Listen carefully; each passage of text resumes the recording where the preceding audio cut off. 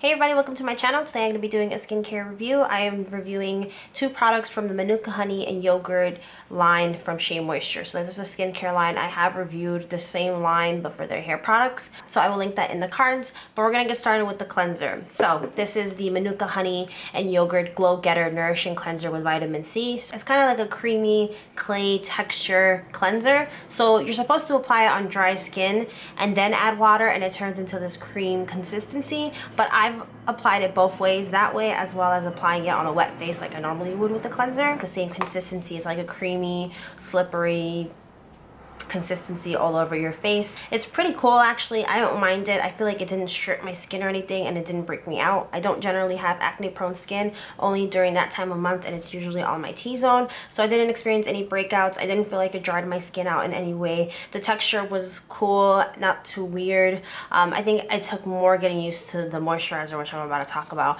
but this one is something that I would definitely recommend. I think it's fun, it's affordable. I believe you get 4.2 ounces of product. I can't tell because it kind of rubbed off as you keep it in the bathroom, and I find this happens a lot with Shea Moisture products, like it just starts rubbing off and peeling off. So it didn't burn my eyes or anything, leave my skin red. In terms of getting rid of makeup, I don't necessarily like depend on a cleanser to do that. Usually by the time I use this, I've already used my Pond's Cold Cream and that helps break it down, and this helps just wash away any other residue on my face. So yes, I generally enjoy this. I haven't had an issue with it. I didn't feel like it dried out my skin, because sometimes when I use a cleanser and I dry my face feels really tight and I'm just like dying to put moisturizer on it because it just feels really weird.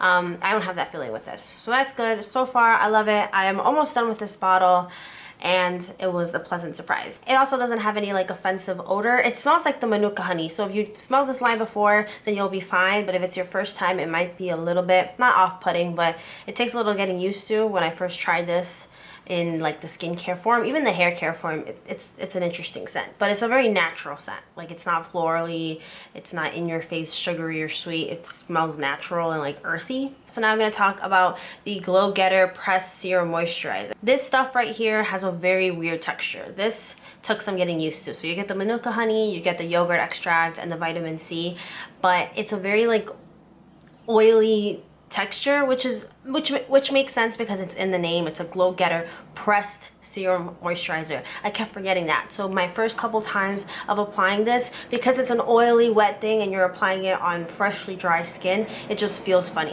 and that contrast between your dry skin and the oil is just funny to me. I've read a lot of horrible reviews for this. People didn't like the oily texture. They felt like it affected their foundation afterwards and it didn't sink into their skin, or it broke them out. Again, I didn't experience any breakouts. I do feel like it stays on the top of your skin for a while. Like it takes a little bit of time to kind of sink in. I would generally use this more as a nighttime moisturizer. Even though I did use it in the daytime, I wasn't wearing foundation when I did that. I was only wearing like concealer and like eye makeup, which is my general go-to. So I would keep that in mind. If you're someone who does like a full face of makeup, maybe this is best to use at night. I do think it gave my skin a good amount of moisture, a good amount of glow, but again, that glow can kind of be perceived as oily depending on how you feel about the texture. Do you know what I mean? So it's very subjective, as most skincare is. So I struggled to think of something to say for this review because I like it, I don't mind it, but I know a lot of people are gonna touch that texture and be like, oof. But it's kind of cool. Like it's kind of like nice to have like a super moisturizing thing that spreads really easily but isn't as liquidy as an oil is,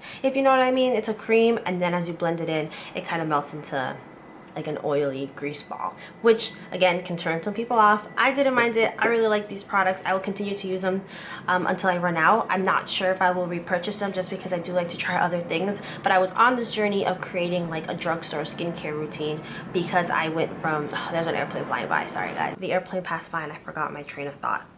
Damn. So I went from doing Drug Elephant, which is a little bit more expensive, to doing a drugstore skincare routine. So that's why I purchased these products.